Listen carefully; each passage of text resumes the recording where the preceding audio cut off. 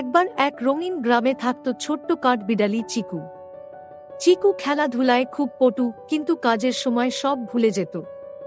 একদিন বন্ধুরা শীতের জন্য খাবার জমাতে ব্যস্ত, আর চিকু নদীর পাশে লাফিয়ে লাফিয়ে খেলায় মেতেছিল।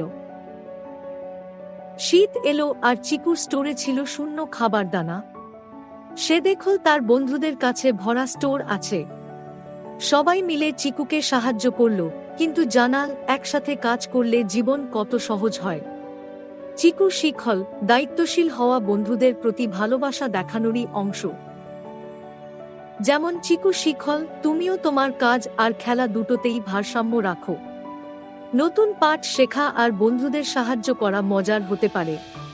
চলো মজা করি আর শিখি চিকুর মতো দায়িত্ববান হওয়া। কি ছোট্ট বন্ধুরা, তোমরা কি চিকুর মতো দায়িত্ববান হতে পারবে?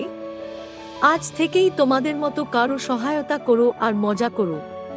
কমেন্ট করে জানাও কেমন লাগল আজকের গল্প আর কোন কাজটা তোমরা নিজে করেছ। চলো আমরা একসাথে শিখি আর বড় হই।